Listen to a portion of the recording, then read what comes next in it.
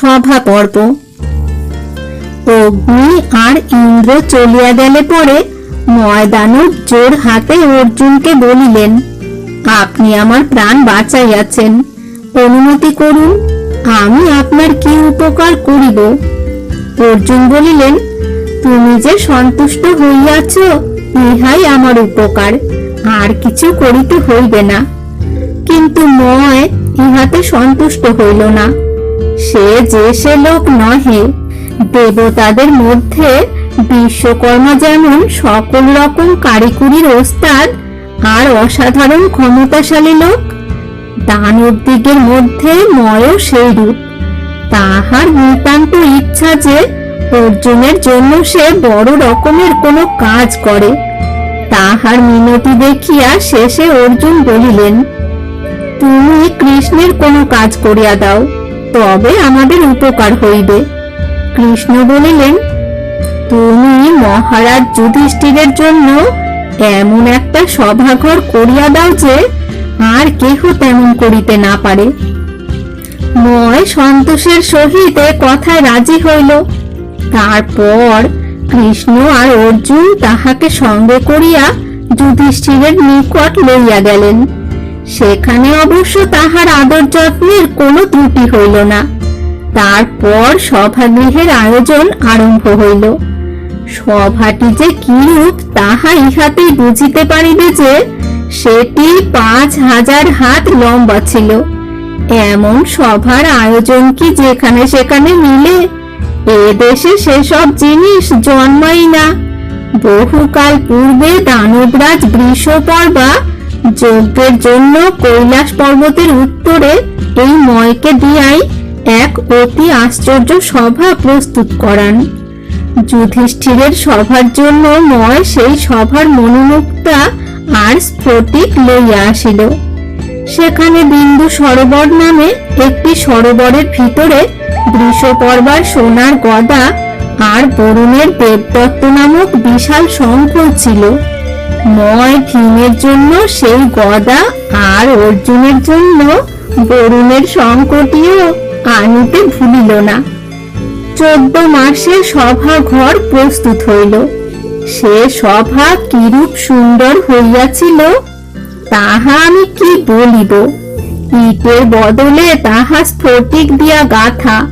সেই স্ফটিকের উপরে সূর্যের আলোক পড়িয়া না জানি কেমন ঝকঝক করিত।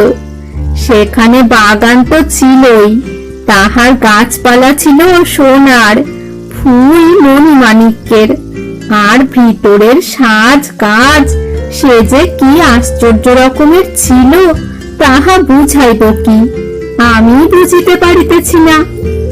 আমি তো গরিব মানুষ, বড় বড় রাজাদেরই তাহাতে ধোকা লাগিয়া গিয়াছিল। স্ফটিকের পুষ্কুর দেখিয়া তাহারা অনেকে পুকুর বলিয়া বুঝিতে পারেন নাই। তাহারা গিয়াছিলেন তাহার উপর দিয়া হাঁটিতে। তারপর একটা হাসির কাণ্ড হইয়া গেলে তবে বুঝিলেন যে উহা জল। এমনই সুন্দর বাড়ি, এমনই সুন্দর বাগান, আর তাহাতে তেমনি সুন্দর মাছের খেলা, ফুলের গন্ধ আর পাখির গান। বুঝিয়া লও সভাটি কেমন ছিল। ৮,০০০ বিকট রাক্ষস সেই সভায় পাহারা দিত। সভা দেখিয়া পাণ্ডবেরা খুশি হইবেন তাহা আশ্চর্য কি। তেমন সভা খালি স্বর্গেই আছে, পৃথিবীতে তেমন আর কেহ দেখে নাই। পৃথিবীর রাজারাজরা, মুনি ঋষি ইহারা সকলেই সে সভা দেখিতে আসিলেন।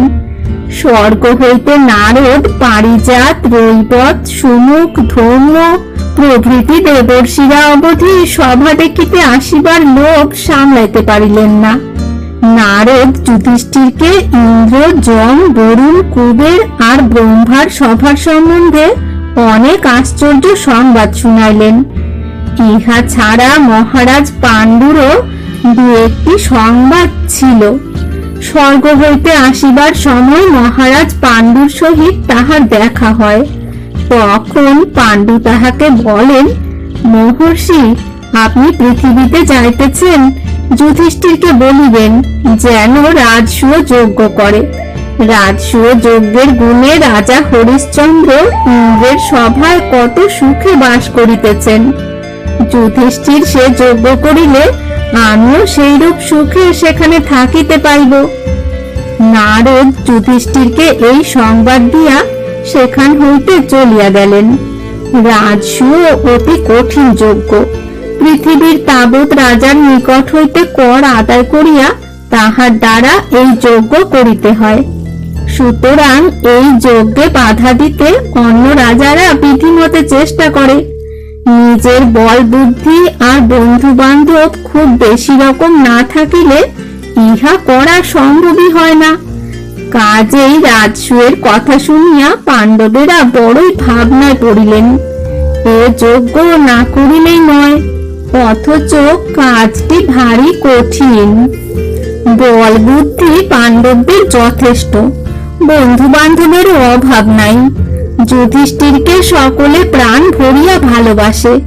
ভীম অর্জুনের সাহস আর ক্ষমতায় প্রজার সকল ভয় দূর হইয়াছে। শত্রুরা দেশ ছাড়িয়া পলাইয়াছে। নকুলের ন্যায় বিচারে আর সহদেবের মিষ্ট ব্যবহারে লোক মোহিত। সুতরাং এ সকল বিষয়ে পাণ্ডবদের বেশ ভরসার কথাই ছিল। মন্ত্রীরা এক বাক্যে যুধিষ্ঠিরকে যজ্ঞ করিতে উৎসাহ দিলেন। কিন্তু ইহাদের কথায় যুধিষ্ঠিরের চিন্তা দূর হইল না। পরামর্শ দিবার একটি লোক আছেন, কৃষ্ণ। তিনি বলিলে তবে এ কাজে হাত দেওয়া যায়। এই ভাবিয়া যুধিষ্ঠির কৃষ্ণকে আনাইলেন।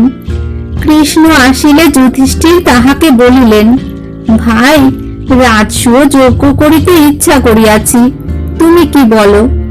আর সকলে তো খুবই উৎসাহ দিতেছে, কিন্তু ইহাদের কথায় আমার ভরসা হয় না। তুমি যাহা বলিবে তাহাই আমি বুঝিব ঠিক।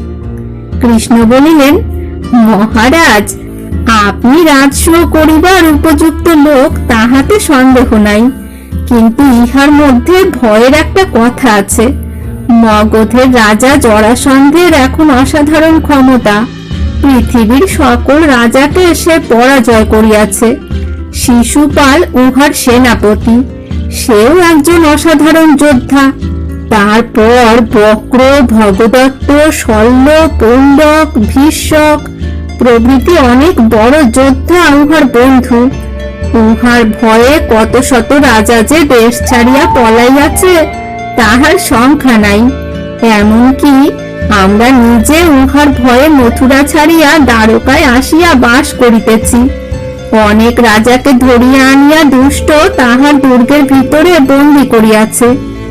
এ ব্যক্তি বাঁচিয়া থাকিতে আপনার রাজসূয় হওয়া অসম্ভব। ইহাকে আগে মারিয়া বন্দী রাজাদিগকে ছাড়াইয়া দিতে চেষ্টা করুন, নহিলে রাজসূয় করিতে পারিবেন না। যুধিষ্ঠির বলিলেন, এই জরাসন্ধকে লইয়া তো বড় মুশকিল দেখিতেছি। তুমি নিজে উহাকে এত ভয় করো, আমাদের সাহস কিসে হইবে? তুমি, বলরাম, ভীম আর অর্জুন, এই চারিজনের কেহ কি উহাকে মারিতে পারো না? ইহা শুনিয়া ভীম বলিলেন, কৃষ্ণের বুদ্ধি আছে, আমার বল আছে, আর অর্জুনের সাহস আছে। আমরা তিনজনে মিলিয়া জরাসন্ধকে বধ করিব। কৃষ্ণ বলিলেন, জরাসন্ধ ৮৬টি বড় বড় রাজাকে আনিয়া ছাগলের মতো বাঁধিয়া রাখিয়াছে, আর ১৪টিকে আনিতে পারিলেই ১০০টি হয়। তখন উহাদিগকে বলি দিবে।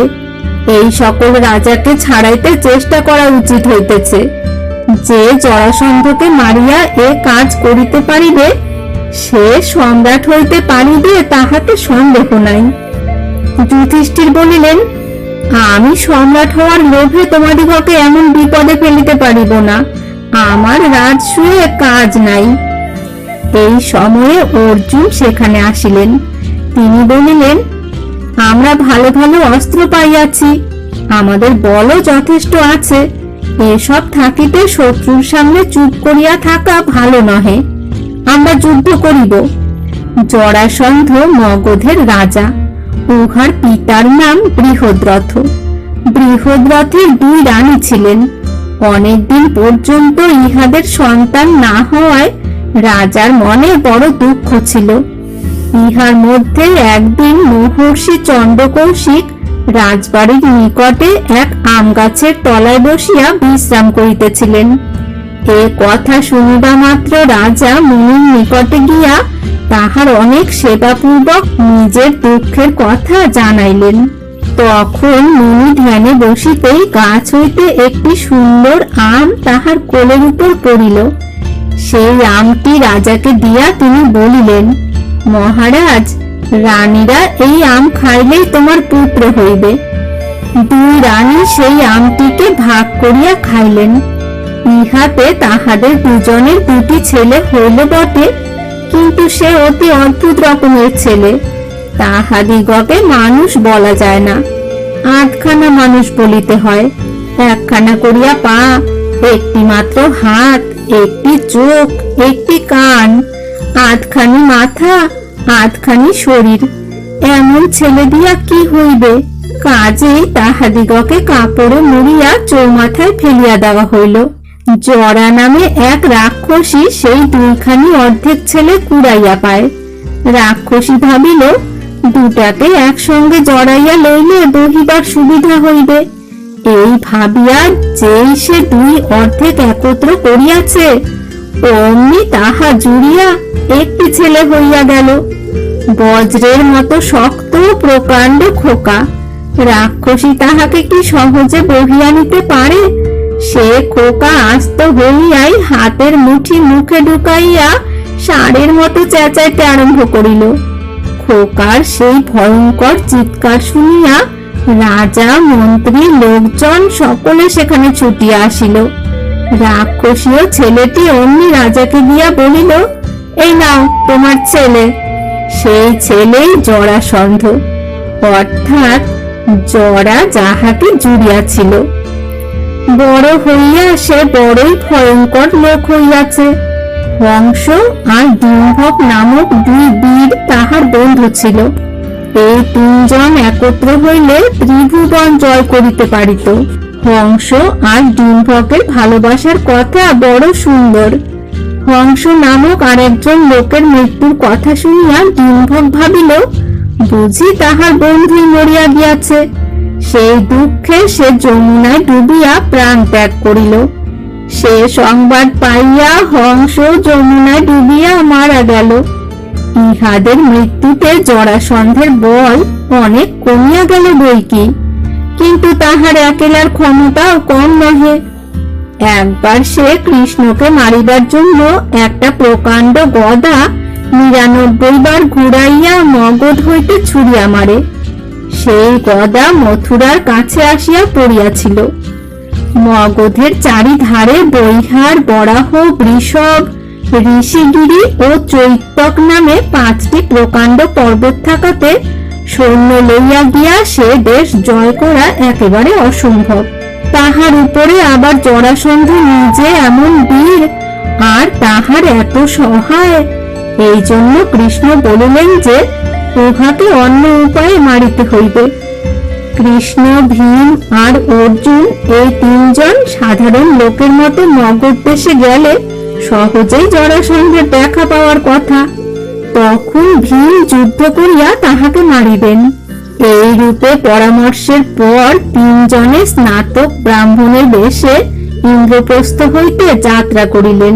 সেখান হইতে তাহারা ক্রমে কুরুজাঙ্গল দেশে, তারপর গণ্ডকী, সরজু প্রভৃতি নদী পার হইয়া কোশলায়, সেখান হইতে মিথিলায়, মিথিলা হইতে মালয়, তারপর চর্মোন্নতি, গঙ্গা আর সোন পার হইয়া শেষে মগধে আসিয়া উপস্থিত হইলেন।